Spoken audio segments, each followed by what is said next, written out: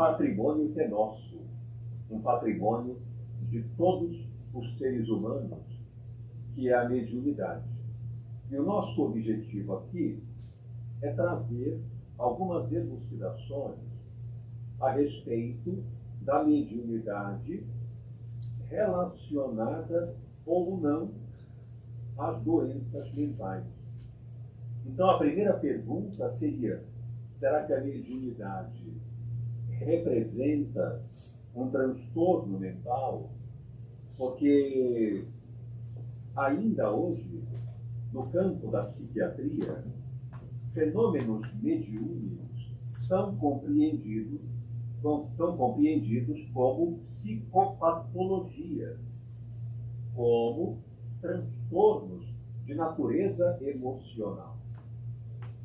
Entretanto, alguns estudos recentes, principalmente por uma equipe de Juiz de Fora, em Minas Gerais, Dr. Alexander Moreira Almeida, que eu tive, inclusive, o prazer de conversar algumas vezes.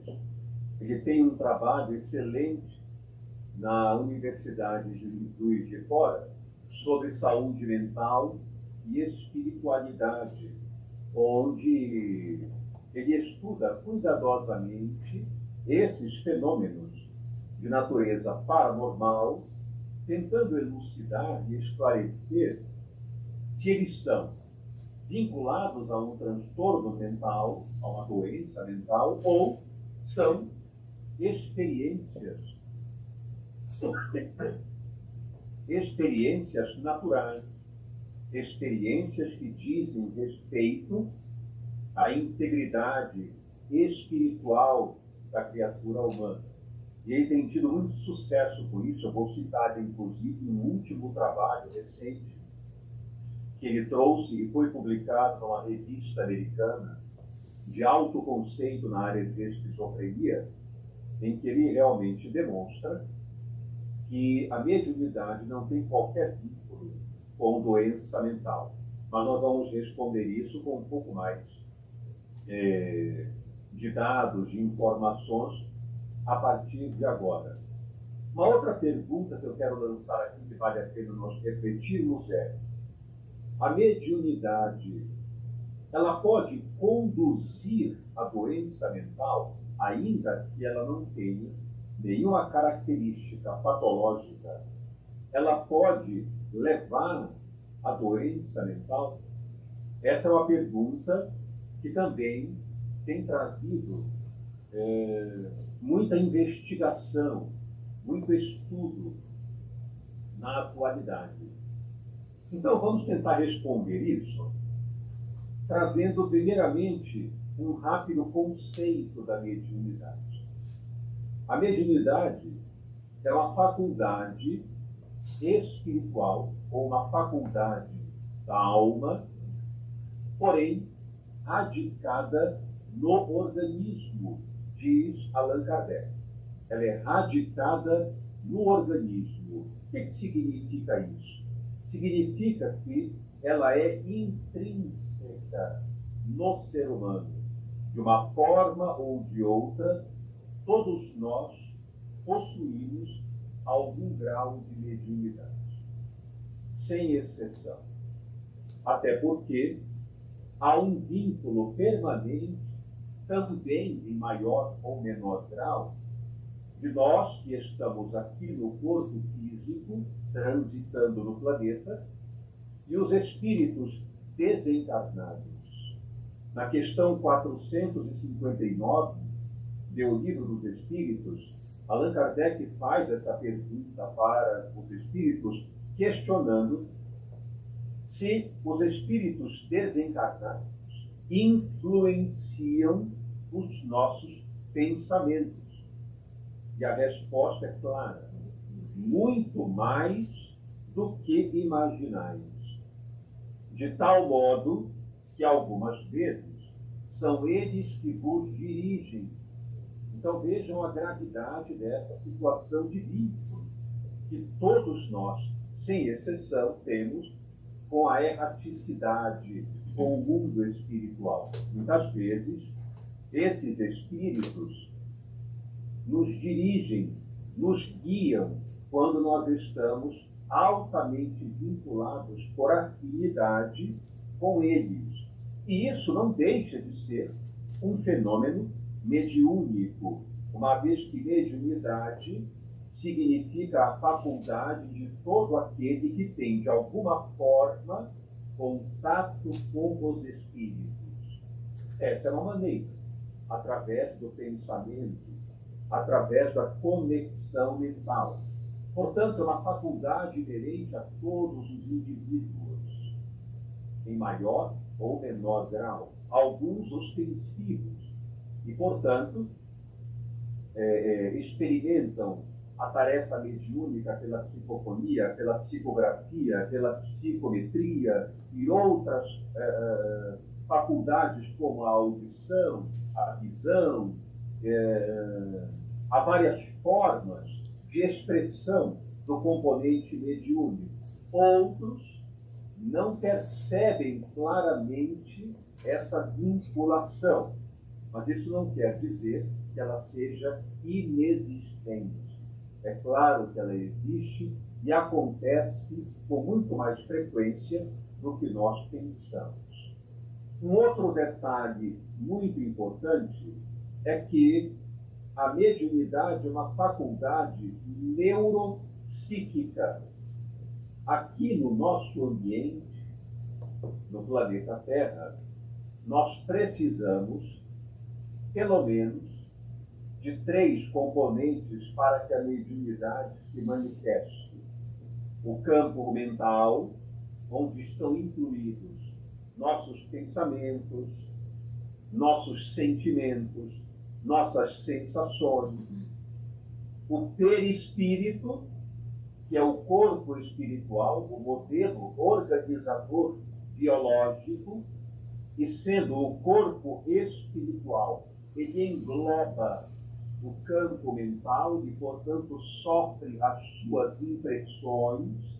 Ali, no perispírito, predomina a memória, a concentração dos fatos, tudo aquilo que nós organizamos como conhecimento fica armazenado no perispírito, podemos dizer que representa aqui o cérebro perispiritual. A partir daí, esse modelo organizador emite a sua onda, a sua manifestação para a formação do corpo físico. E o nosso corpo, ele é algo como a contiguidade ou o pronunciamento do perispírito. O perispírito molda o corpo físico. Portanto, saúde, doença, limitações, amplitudes no corpo físico são o reflexo da condição do perispírito. Então, o cérebro que nós possuímos, cérebro físico, bem material, deste planeta, desta matéria, ele é um órgão muito importante para a manifestação da mediunidade. Uma pessoa, por exemplo, que tem um acidente vascular cerebral, ela fica, pelo menos parcialmente, prejudicada na manifestação da sua mediunidade, porque houve uma lesão cerebral. Ela não perdeu a mediunidade, mas a mediunidade tem dificuldade de ser exposta, manifesta, porque o cérebro está comprometido. Da mesma maneira, o cérebro, embora sadio, mas a área espiritual afetada também interfere na mediunidade. Uma pessoa, por exemplo, deprimida, apática, descrente, embora a mediunidade possa se manifestar, haverá, claramente, bloqueios para essa manifestação integral. completa como seria se ela estivesse ali motivada, interessada, aberta a esse propósito. Então, ela é uma faculdade que depende desses três elementos essenciais para aquele que está encarnado, a fim de que ela se manifeste. Agora, a mediunidade tem relação com doença mental? Veja, é interessante a gente observar a mediunidade ao longo da história da humanidade. Quando nós vamos observar, por exemplo, a mediunidade na época prévia à vinda de Jesus, quando vamos perceber, por exemplo, na época de Moisés, ou mesmo na época de Abraão, né, muito antes de Moisés, nós vamos perceber claramente que a mediunidade existia, porque ela existe desde que há seres humanos, é claro. A mediunidade existia, porém, ela tinha um caráter divinatório. Por exemplo, os profetas da antiguidade eram criaturas colocadas como a conexão dos deuses ou de Deus, no caso dos hebreus, né? O Deus único, ou aqueles que tinham conexão no território pagão, como, por exemplo, no território grego ou no território helênico. Ali as pitonisas eram consultadas através da sua paranormalidade para tranquilizarem os reis em relação às guerras, e elas eram muito enaltecidas, muito bem tratadas, ricamente cuidadas, porque elas tinham um caráter divinatório. Passado um pouco esse período, quando vamos entrar aí já na Idade Média, quando o cristianismo começou, logo depois de Jesus, depois de algum tempo, se estabelecer, e lá na Idade Média se vincular ao Estado, ao organismo do Estado, por exemplo, através do clero, com seus ritos, com seus rituais muito específicos, ali a mediunidade regrediu em função dos conúbios que se faziam. Ou seja, ali presenciou-se a necessidade de prazer, de poder, de ser rico. Então havia uma negociação muito grande entre o clero e o Estado e o Império. E, portanto, a mediunidade, como é um fenômeno sagrado, e os espíritos não estão para se divertirem ali, eles recuaram. E a mediunidade regrediu, manifestando-se periodicamente para alertar alguns indivíduos posicionados ali na sociedade de maneira muito importante, para frearem seu comportamento. Então, os anjos da guarda, os bons espíritos, vinham periodicamente para esclarecer essas pessoas. Mas o que a gente via, na verdade, era muito mais o caráter obsessivo das manifestações. A mediunidade sagrada, pura, regrediu e entrou no lugar a obsessão. Na Idade Média, mudou. O caráter da mediunidade começou a ter outro impacto. Ela passou a ser perseguida, porque as pessoas, em função, sobretudo, da proibição da manifestação mediúnica, uma vez que a mediunidade, por alguns que eram mais exaltados, mais exuberantes, a mediunidade deles apontava o caráter duvidoso daqueles que tinham poder. Então, naquele instante, o clero impediu a mediunidade de ser uma manifestação natural, e todo aquele que a apresentasse certamente sofreria consequências. Então veio a época das bruxas, dos bruxos, da Inquisição, da morte na fogueira e assim por diante, para impedir a manifestação da mediunidade.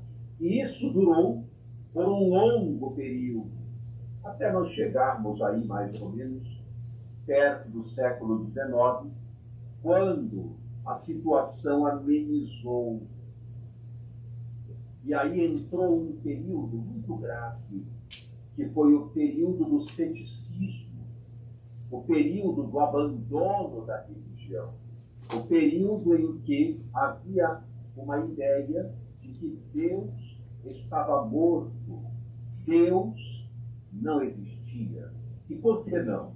Porque foi um período de grande crescimento cultural, de grande desenvolvimento artístico, e o poder, o egoísmo, a prepotência reinou muito mais. E as pessoas se consideraram autossuficientes na sua cultura, na sua capacidade para dominar o mundo. Havia um lema de que Deus não era necessário. Nesse momento que entra o século XIX, começam a surgir modificações graves na Terra. E essa modificação é o aparecimento de fenômenos insólitos em vários pontos do globo terrestre, mas particularmente em Paris. E as pessoas começaram a debochar desses fenômenos, a rir, até mesmo, de certa forma, a provocá-los, a desejá-los, para servirem de galhofa, de risadas nos meios culturais de Paris, nos restaurantes, nas cafeterias. Então as cadeiras começaram a flutuar, as mesas começaram a se mexer, a levantar, as pancadas nas paredes começaram a ocorrer e as pessoas se divertiam muito com aquilo. Até que um pedagogo, que nós sabemos tratar-se de Allan Kardec, ficou muito curioso com essa situação, porque ele pensou, aí tem algo muito estranho que merece uma investigação mais cuidadosa, uma vez que ele e um grupo muito seleto de pessoas começaram a notar que havia manifestação inteligente, não era uma coisa banal, não era algo hilário, divertido, era um fenômeno aparentemente muito sério, porque havia informações ali recebidas que uma parede não pode dar, que uma mesa não pode fornecer. As pessoas não se davam conta disso. Entretanto, ele passou a observar. E aí, praticamente, podemos dizer, pela primeira vez, a mediunidade passou por uma investigação científica. Não só por Allan Kardec, mas também por vários companheiros da sua época que o auxiliaram, gerando uma compilação de dados significativos, muito importantes, apresentando ao mundo a imortalidade da alma. A verdade é que a mediunidade, sendo identificada por Allan Kardec como uma manifestação inteligente produzida por criaturas humanas, aquelas que já não estavam mais aqui encarnadas, isso trouxe uma modificação ou uma visão, podemos dizer assim, copernicana, de 360 graus, uma mudança radical na percepção do que significam os fenômenos paranormais.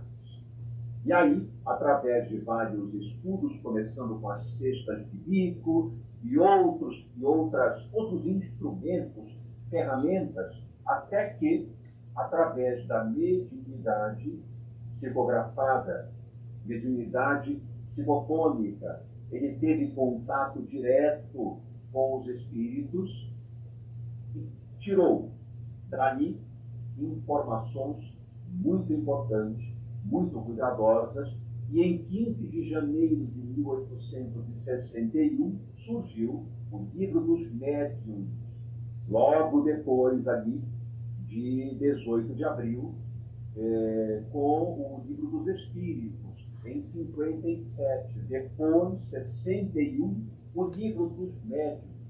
E o Livro dos Médiuns representa um verdadeiro tratado de paranormalidade. Porque a paranormalidade não é só a mediunidade. Paranormalidade pode ocorrer sem mediunidade. Uma pessoa paranormal, por exemplo, que tem um fenômeno telepático, captando a mente, o conteúdo mental de uma outra pessoa, ela é paranormal, mas ela não é médium. Mediunidade necessita da interferência de seres espirituais. É bem diferente nesse aspecto. Então, a mediunidade é um fenômeno paranormal, mas nem todo fenômeno paranormal é mediunidade. Será que ela pode, então, diante disso, ser entendida como um transtorno mental? Estudos somente surgiram agora, atualmente. Até então, havia uma grande interrogação na psiquiatria a respeito dos fenômenos, digamos, fenômenos religiosos que representam um determinado estado cultural de um grupo. Exemplo, o candomblé, a doutrina espírita, os trabalhos mediúnicos no espiritismo, os fenômenos que ocorrem na mediunidade, no candomblé e em outros estratos religiosos. Então, ali, nesse fenômeno cultural, havia um entendimento da psiquiatria de que aquelas pessoas desenvolvem um fenômeno chamado transtorno dissociativo. O transtorno dissociativo, como o nome diz, ocorre uma dissociação da realidade. E a pessoa passa por um estado psicopatológico, passa a manifestar conteúdos que, teoricamente, não seriam dela. Mas, no âmbito da saúde mental, isto não é compreendido como uma interferência espiritual, e sim como um transtorno mental. Mas será verdade isso? Agora, recentemente, final de 2023, um grupo da Universidade de São Paulo, que foi coordenado por um psiquiatra chamado Wagner Gattas, junto com o que eu citei há pouco, o grupo NUPES, Núcleo de Estudos em Psiquiatria e Espiritualidade, da Universidade de Juiz de Fora, fizeram um estudo muito interessante. E eu vou transmitir aqui resumidamente, porque é uma prova. Está publicado numa revista muito conceituada chamada Schizophrenia Research, que quer dizer pesquisa em esquizofrenia, uma revista de alto conceito nessa área. E para ser aceita aquela publicação, é porque era uma publicação muito importante, que valia a pena ser levada adiante para o conhecimento médico. Então, foi uma coisa muito séria, muito respeitada. Eles pegaram 78 médiums, de um lado, e 62 indivíduos familiares destes médiums que não tinham qualquer conexão com o envolvimento mediúnico. E aí, pegaram parentes justamente para equiparar, para não ter muita diferença em nível, por exemplo, cultural, socioeconômico, para que não se dissesse depois, mas aquela pessoa tem menos recurso financeiro, aquela estudou menos, então não dá para dizer. Então pegaram pessoas dentro de um mesmo nível cultural, socioeconômico, de convivência em termos de assertividade, de conexão social, um padrão homogêneo de pessoas. 78 médiuns e 62 pessoas parentes desses médiuns. Qual foi o objetivo dessa pesquisa? Saber se a mediunidade tem relacionamento com transtorno mental. E qual foi o resultado dessa pesquisa? O resultado foi: não há entre a mediunidade e transtornos mentais qualquer relacionamento. E mais, curiosamente, esses médiums tinham, em grande parte, quase a metade deles, uma qualidade de vida melhor do que aqueles 62 em controle do estudo. Eles tinham mais saúde mental, os médiums, mais saúde mental, mais qualidade de vida, mais componente de esperança, mais resiliência para lidar com adversidades do que o outro grupo controle que não tinha vínculo com a mediunidade. E isso foi revolucionário, porque não havia estudo assim propriamente bem controlado, bem conduzido. Havia apenas publicações que apresentavam sempre constantes interrogações e não resultados. E esse trouxe um resultado muito importante. O próximo passo agora, vejam que interessante, é saber se existe um componente genético para a mediunidade. E é muito interessante isso, porque, na minha opinião, deve ter. Porque se a mediunidade é radicada no organismo, no momento em que o indivíduo encarna, o perispírito que está ali, na intimidade do fenômeno mediúnico, se essa pessoa está vinculada agora, na encarnação, à expressão da mediunidade, tem que haver algum gene que venha a expressá-la. Não foi descoberto ainda, mas provavelmente deve ter, e isso vai ser, em breve, mais do que revolucionário. Vai ser sensacional, né? Não vejo a hora de ver isso aparecer, porque deve haver, sem dúvida. Se existe gene para determinadas tendências, para determinadas manifestações em termos de aptidão, se isso é detectável, por que não a mediunidade? Se ela está no organismo do perispírito, por que não ser transferida para o corpo físico através da manifestação genética? Qual é a outra forma da mediunidade aparecer e ser, digamos, e atravessar o corpo físico para a sua manifestação? Desembocar no corpo. Qual é o polo de atração? É a genética. A genética, aqui, ela é praticamente tudo, logo é a porta de entrada para o diabetes, para o Alzheimer, para doenças degenerativas, para várias situações em termos de aptidão, de capacidades, a manifestação genética para tudo. Por que não para a mediunidade? Só falta encontrar. Não aparecer não quer dizer que não seja. Então isso vai ser uma mudança muito interessante.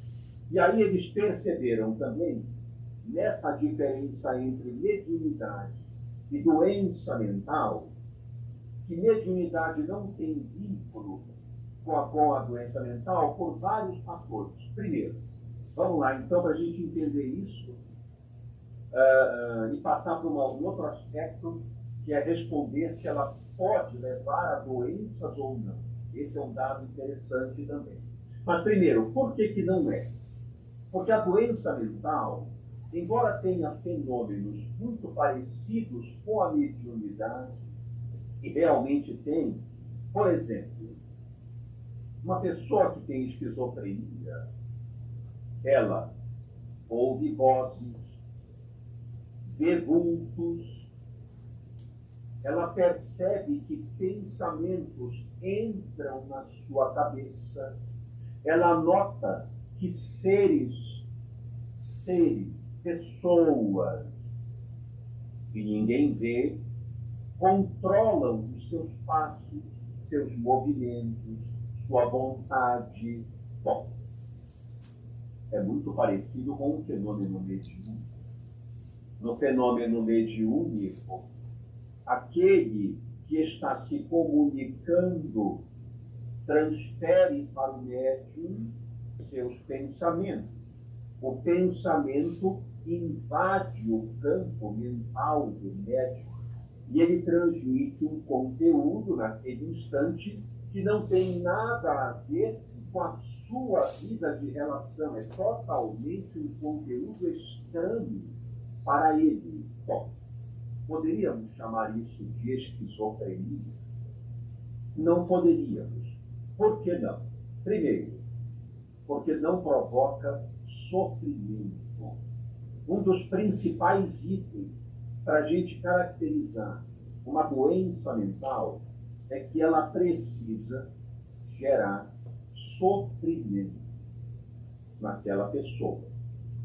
Segundo, ela também precisa produzir um prejuízo no funcionamento global.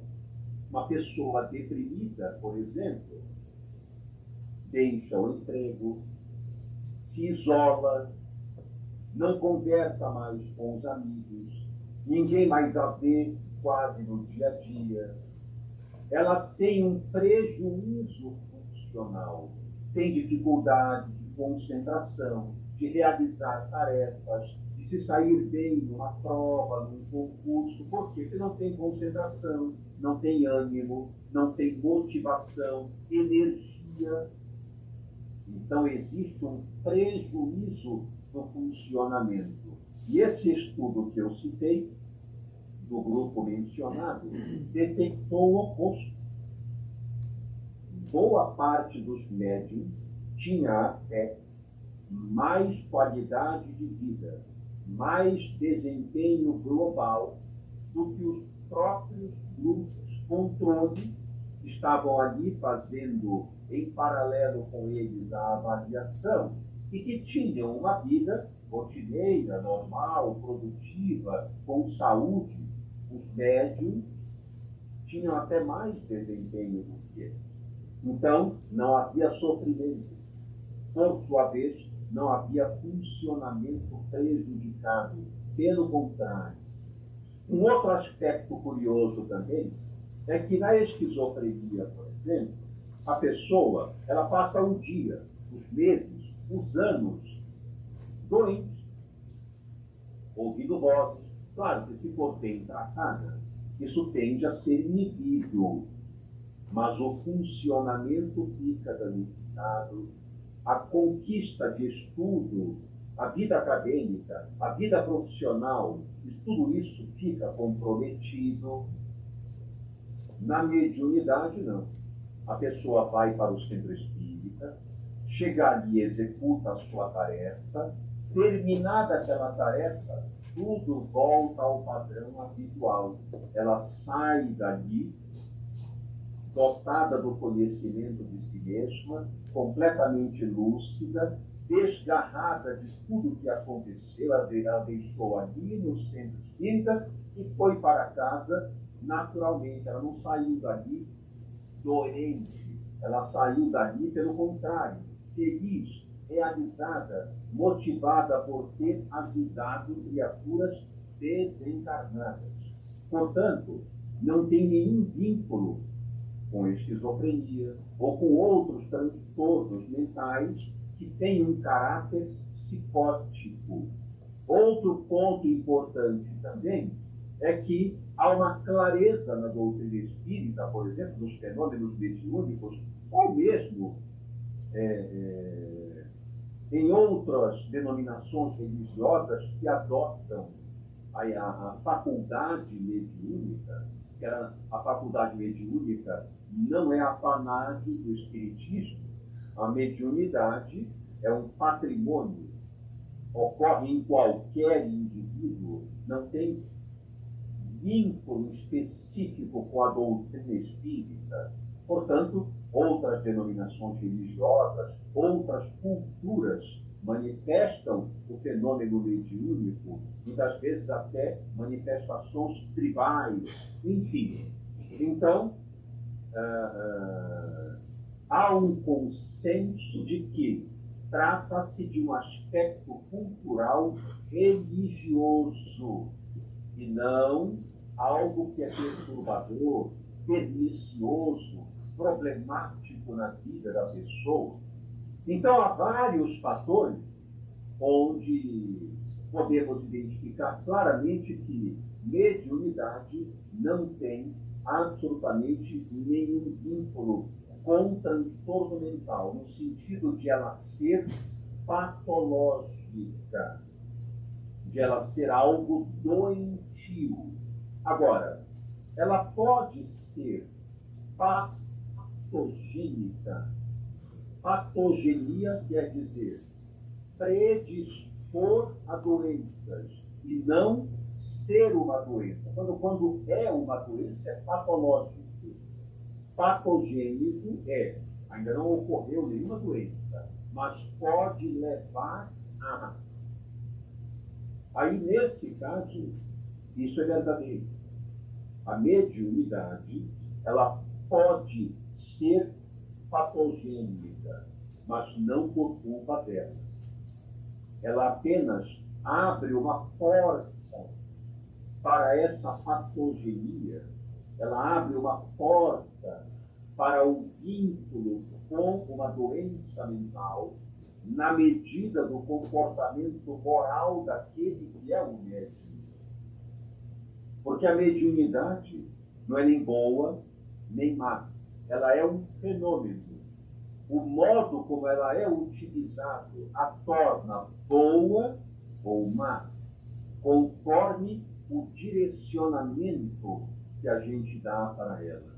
Quando damos um direcionamento lúcido, saudável, coerente, colaborativo, a mediunidade é fonte de felicidade, de bem-estar e, ao mesmo tempo, de auxílio profundo àquele que é o direcionado, aquele que está ali recebendo aquele auxílio através do passe, da bioenergia, da orientação, ou aquele que é orientado mediunicamente, o desencarnado que sofre o choque anímico ali naquele momento, recebendo instrução do parecer que o acolhe. Então, a mediunidade aí é altamente saudável. Entretanto, quando ela é usada sem responsabilidade, em função de um comprometimento moral do médium, ela acaba sendo um instrumento de infelicidade e problema para o médium. E nós chamamos isso de obsessão.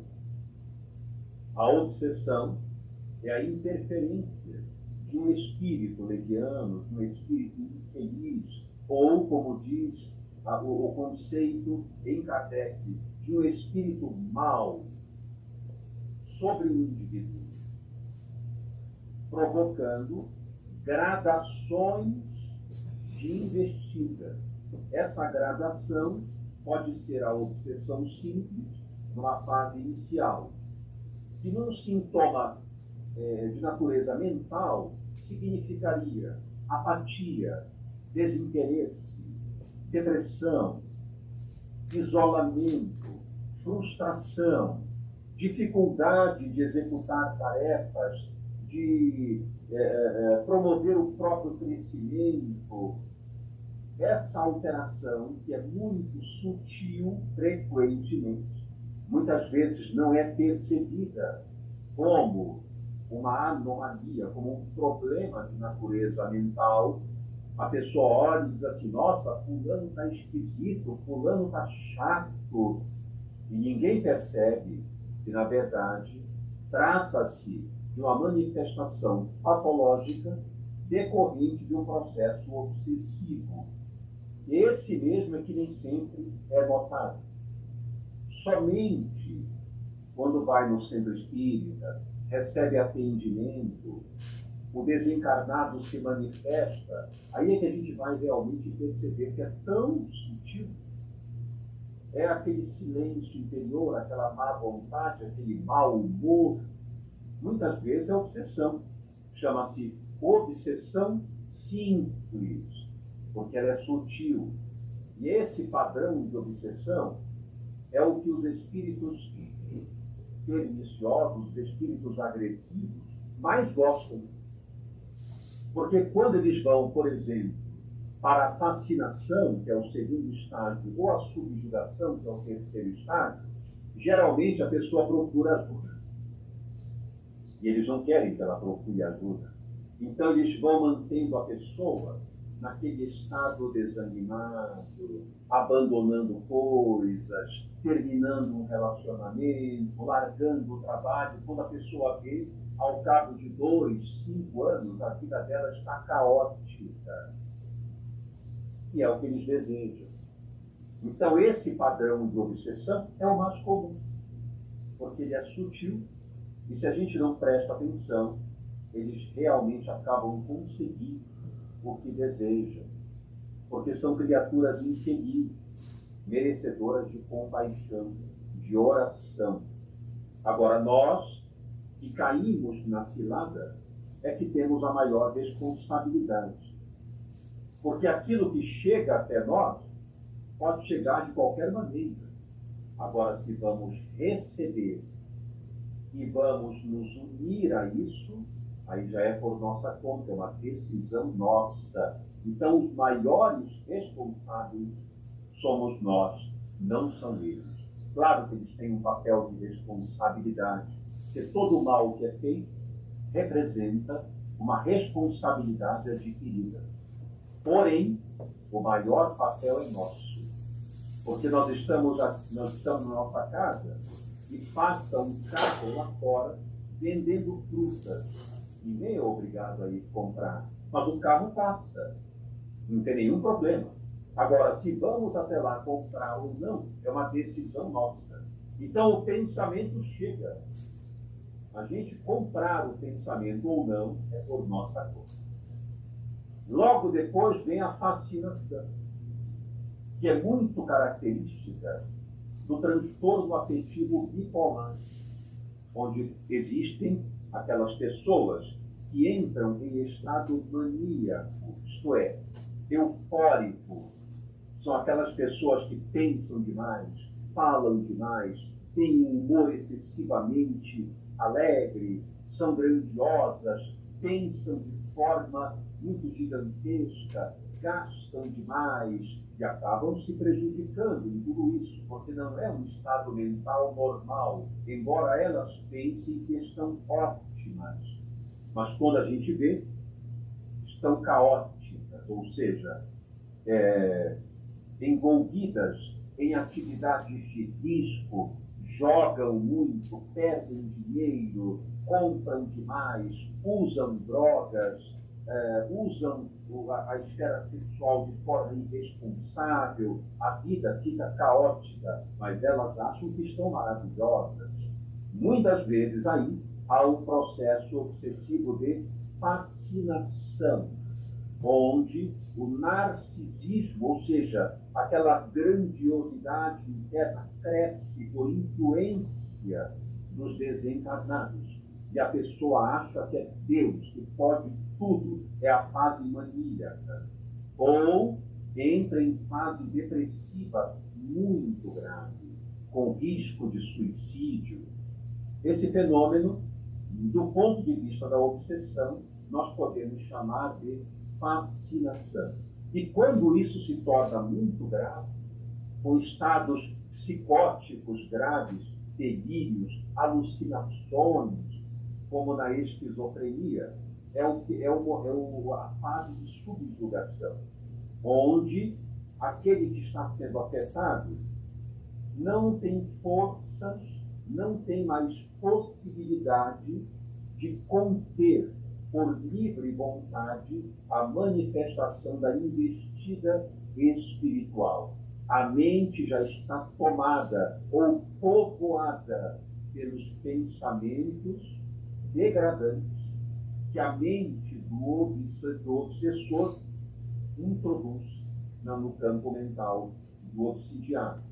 Então, surge um quadro psicótico muito grave, que é o padrão da esquizofrenia. Apenas lembrando que nem todo esquizofrênico está obsidiado. Não é isso que eu estou dizendo, claro. Porém, é frequente. Porém, também, todo esquizofrênico é médium. Porque a esquizofrenia implica em uma conexão inevitável com a esfera espiritual e também com a esfera do passado daquele indivíduo. O fenômeno da psicose na esquizofrenia, ela ocorre porque é como se houvesse uma fissura, como se houvesse um corte entre o passado e o presente. E aquilo que o espírito viveu em épocas anteriores, que foram muito perturbadoras, entram no processo mental atual dele. E fica uma mistura de pensamentos, lembranças, imagens, conteúdos, e ele entra em surto psicótico, porque a mente não consegue equacionar adequadamente o que é de hoje e o que é de ontem. Então, há o surto psicótico, que muitas vezes, não todas, mas muitas vezes, tem uma influência, além de tudo isso, da obsessão. É por isso que nós temos, por exemplo, quando chegamos aqui, o esquecimento do passado. Por que nós esquecemos o passado? Porque a gente não suporta. Nós não teríamos como aguentar no nosso campo mental o ontem e o hoje juntos. Nós iríamos entrar em estado psicótico. Não há como ter essa manifestação de lembrar do que vivemos. E, na verdade, honestamente, nem é recomendado. Não devemos fazer isso. Eu queria saber por que eu sou desse jeito. Vou fazer uma regressão. Vai dar problema, provavelmente. Sentimentos de culpa, sentimentos de remorso, ansiedade, porque nós não vamos saber muito bem o que fazer com esse material do passado que não deveria estar aqui. O que é para estar aqui já está. São as vivências de hoje, nossos vínculos de hoje, os acontecimentos de hoje. Não temos que sair buscando coisas pregressas para saber o que fazer agora. Vamos fazer o que tem que ser feito nesse momento. Nós sabemos tomar essa decisão. Não precisamos ir lá para trás. Então, a esquizofrenia, um grande conteúdo do passado entra para o presente e se estabelece uma confusão mental.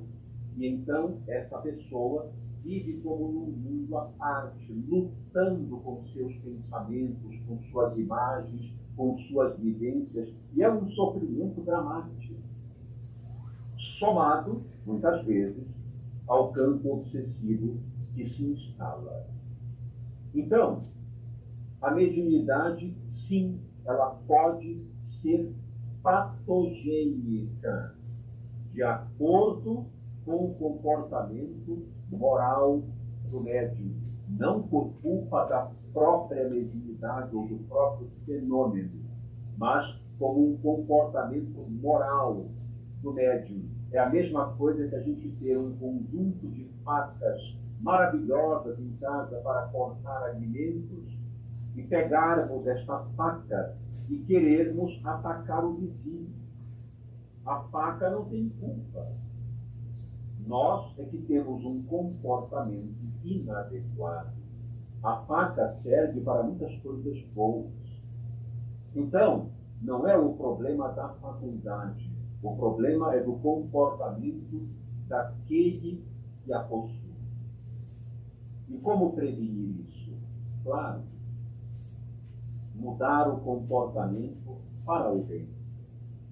Entender que nós estamos aqui para aprender a renunciar às más inclinações. E eu quero só deixar claro, para concluir, então, hoje, uma coisa importante.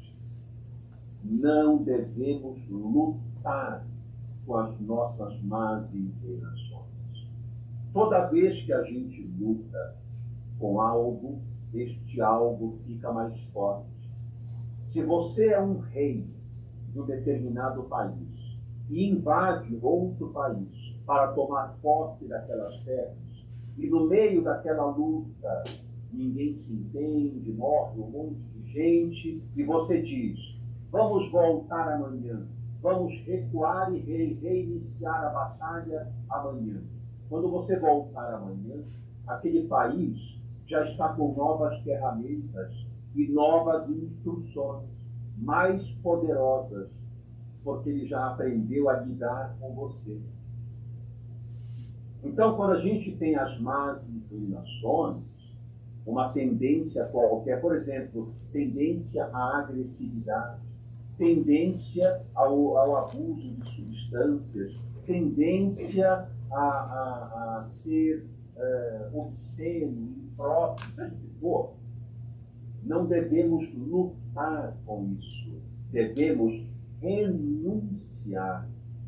Ou seja, dizer: eu entendo que tenho isso, eu entendo que tenho essa tendência, entretanto, para que eu estou no mundo?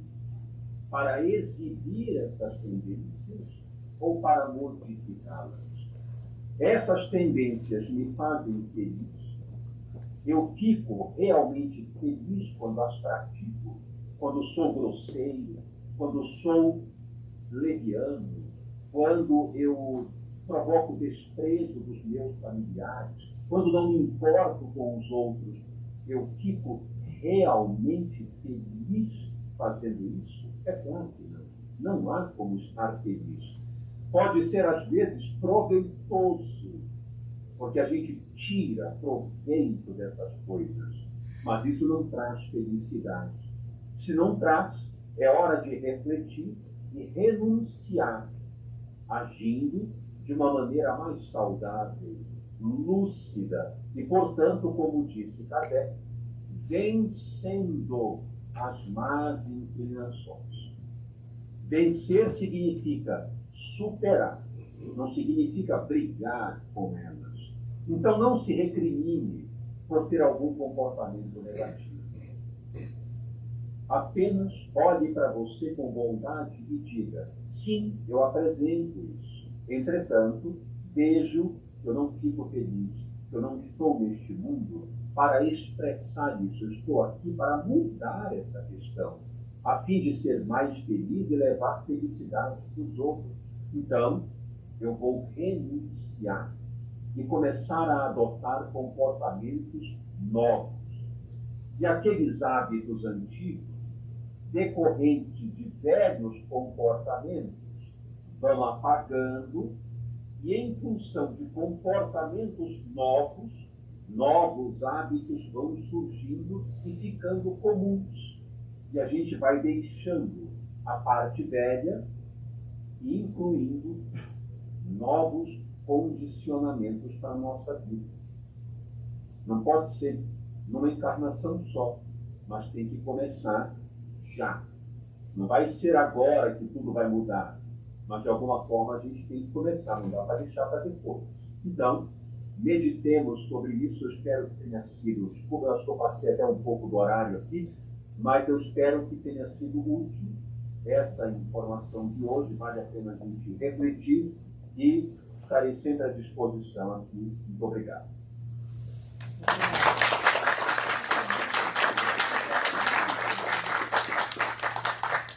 Posso fazer esse encerramento? Nós que agradecemos a sua fala tão importante de hoje. Alguém tem alguma pergunta? Eu sei que esse tema é um tema muito interessante, porque ou nos afeta pessoalmente ou alguém do nosso convívio. Então, alguém tem alguma pergunta? Pode falar, Zilda.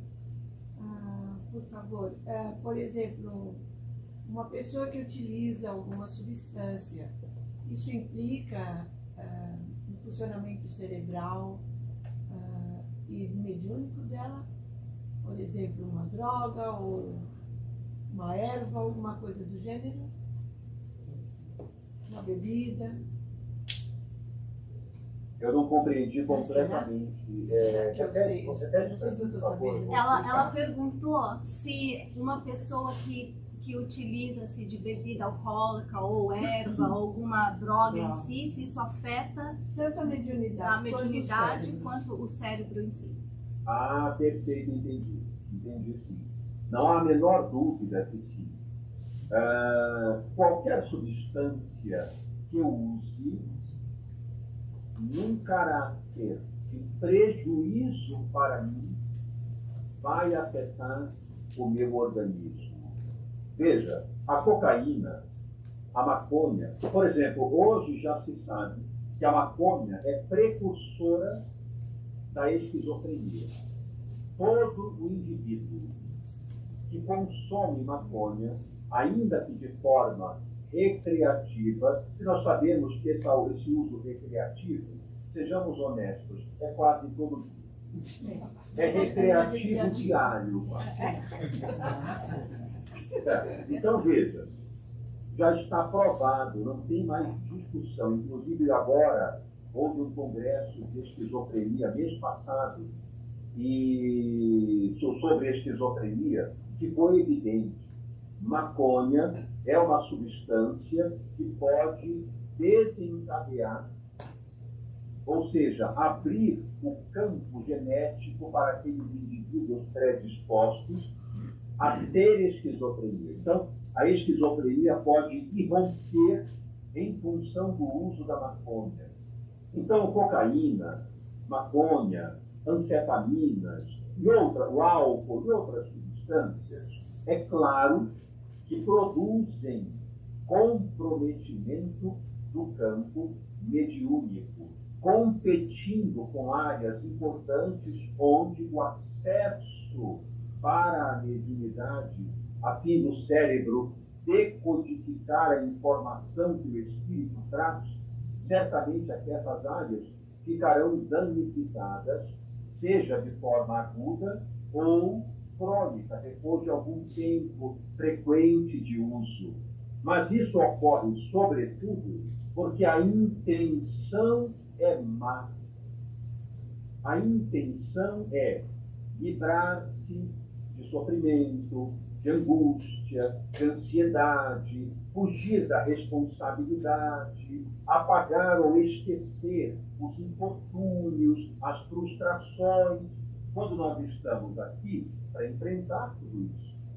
Então, esse comportamento direcionado para o prejuízo de si próprio, aliado aos efeitos danosos dessas substâncias, certamente vão produzir graves comprometimentos da mediunidade e, obviamente, a cessação, a interrupção dessa mediunidade. Então, aquele que é médium deve, sem sombra de dúvida, policiar-se rigorosamente em relação a isso.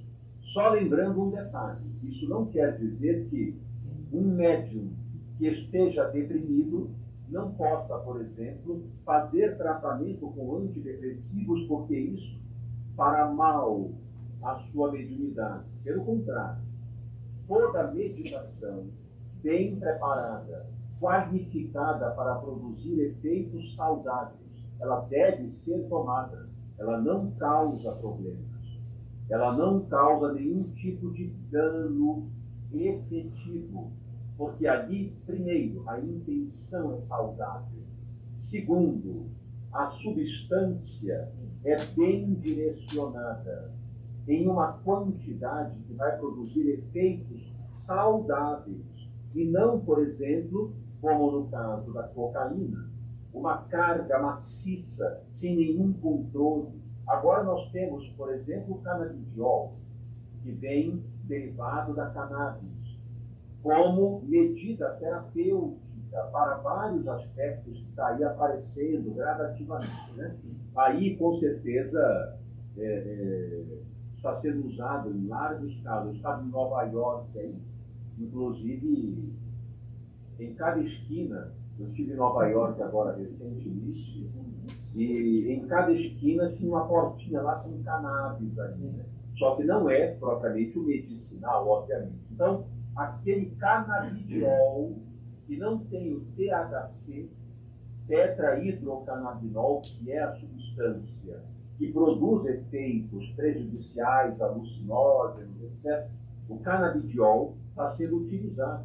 Então, veja que uma substância aparentemente lesiva, bem dosada, bem separada, qualificada, pode produzir efeitos muito satisfatórios. Tudo é a intenção daquele que está vinculado à ação. Então, pode trazer prejuízo o uso indiscriminado e irresponsável. Agora, o uso de antidepressivo, o uso de antipsicótico para o tratamento correto de transtornos mentais não causa nenhum dano para o cérebro. Ao contrário, vai produzir efeitos satisfatórios para manter a integridade desse funcionamento. Muito bom. Muito obrigada. Mais alguma pergunta? Eu tenho uma pergunta. A minha pergunta é sobre Fala alto aí, Zé, para ver se ele escuta. Fala um pouquinho alto para ver se ele escuta. Quer que eu mais coisa? É só falar alto que eu acho que ele escuta. Tá, então deixa eu experimentar mais alto. Estou autorizado a falar alto, né? Tá. A mediunidade é um nativo do ser humano, então a gente assume que todo mundo tem algum tipo de mediunidade. E o senhor mencionou que existe uma chance da mediunidade estar na genética. Aí eu queria entender um pouco dessa correlação. Se é inata para todo mundo, consequentemente a gente pode acreditar que já está no gene, já está na genética, automaticamente. Deixa eu ver se eu entendi, então. Como a gente pode falar se a mediunidade realmente está presente no gene, é isso? Deixa eu traduzir aqui.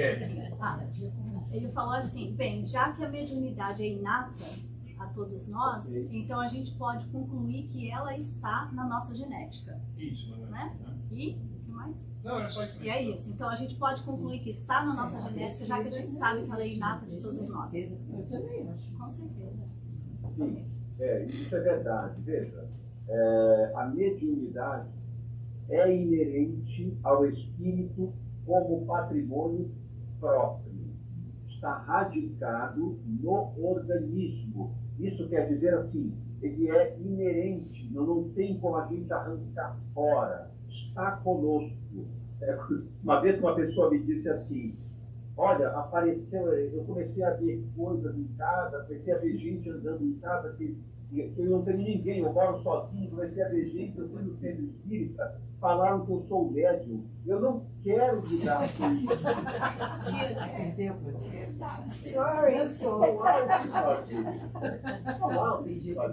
a mesma coisa que a pessoa dizer assim, né? Olha, eu não quero transpirar de jeito nenhum, não há o que fazer quanto a isso.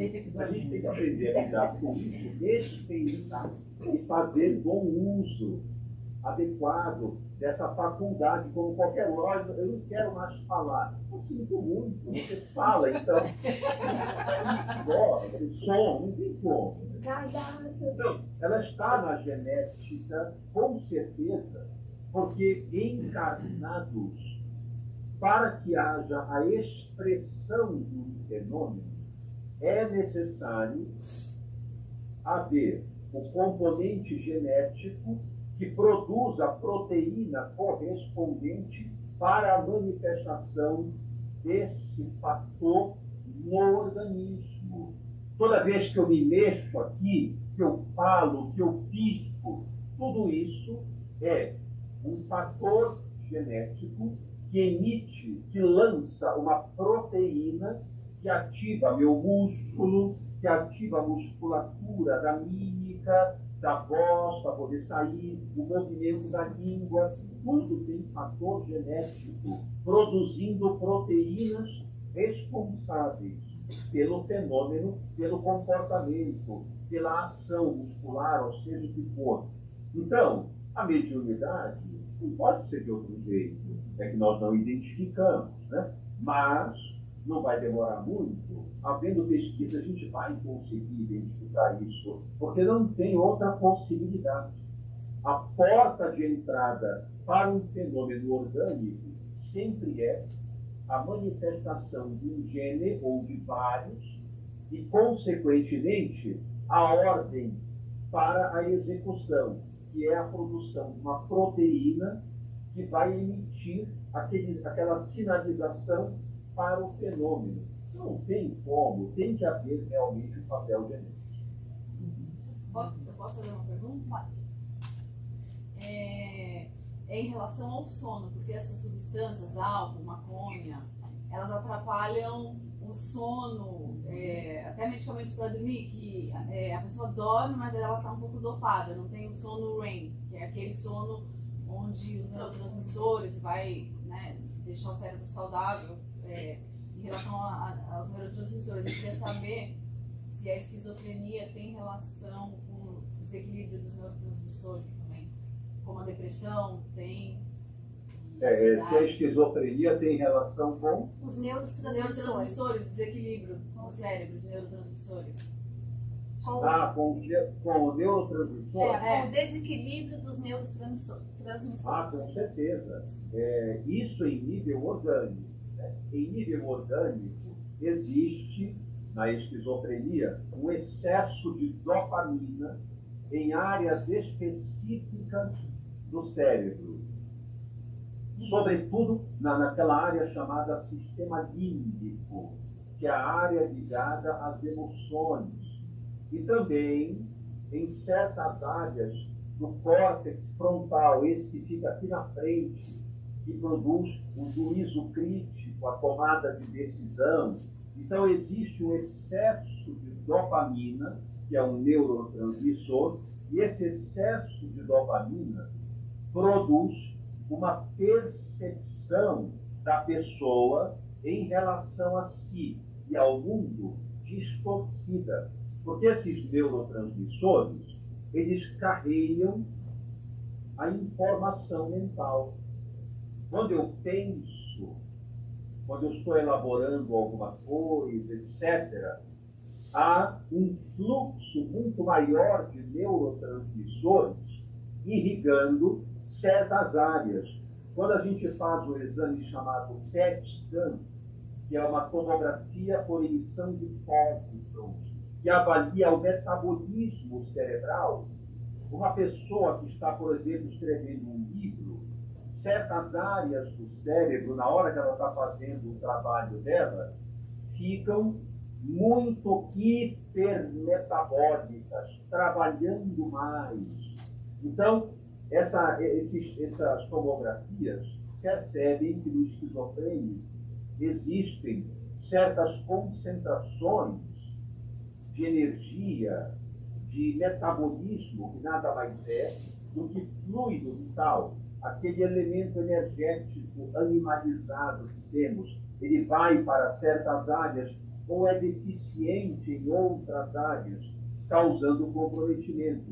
E isso é dado também por esse fluxo de neurotransmissores. Então, dopamina, serotonina, noradrenalina e outros neurotransmissores, particularmente a dopamina, está exaltada e aí produz delírios, alucinações, porque é uma veiculação maciça de pensamentos perturbadores, confusos, e aí a pessoa delira. Então, sim, na área orgânica, um dos problemas é essa concentração alta de dopamina. Muito obrigada. Bem, pessoal, então acho que a gente está no nosso horário, senão a gente vai, né? Vamos ter que trazer o Aldenir de volta aqui. Ótimo. Vai ser ótimo.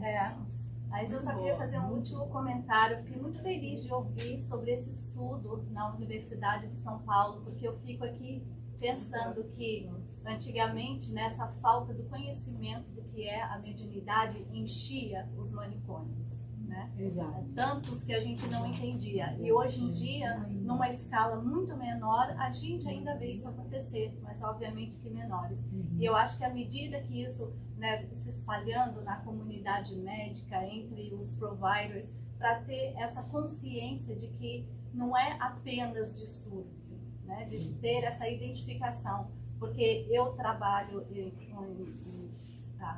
pediatria e eu vejo muitas vezes a medicação, né, o paciente fala, eu vi tal coisa, tá alucinando, vamos fazer um remédio. Então acho que aos poucos, né, a gente entendeu a importância da medicação, mas também a importância da gente ter essa diferenciação, esse conhecimento. Então eu fico muito feliz de saber que esses estudos estão aí em revistas renomadas de research, né, para que realmente abra a mente, né, dos médicos, dos providers, né, o healthcare providers, para a gente conseguir ver realmente o problema com os dois prismas e conseguir ajudar as pessoas de uma maneira mais completa e sem confusão, né?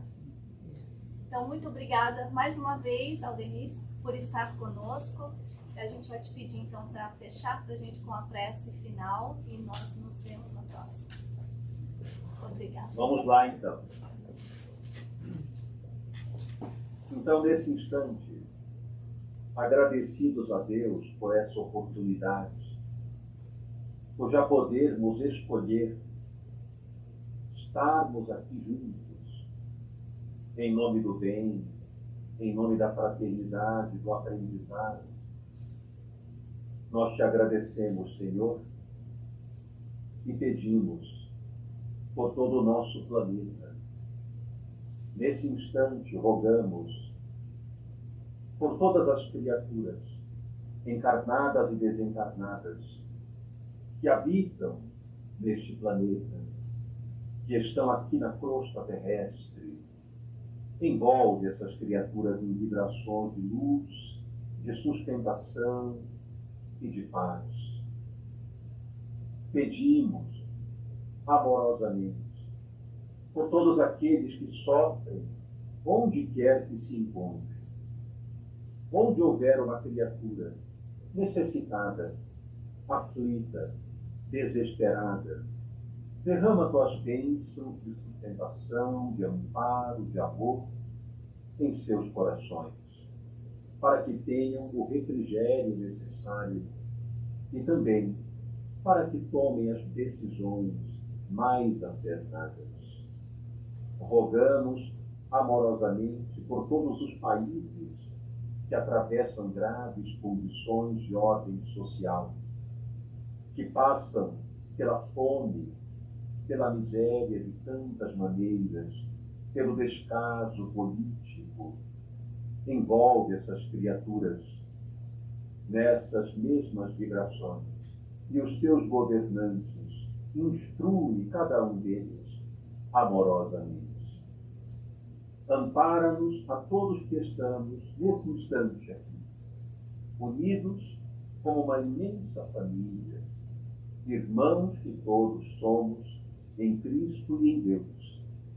Auxilia-nos a perceber a vida como uma tarefa, como um ambiente de responsabilidade de nossa parte, onde as nossas decisões, as nossas escolhas, o nosso livre-arbítrio devem prevalecer, a fim de que tudo transcorra de maneira saudável, lúcida e promissora. Não nos deixes cair nas tentações. Ampara-nos hoje e sempre. Que assim seja, Graças a Deus.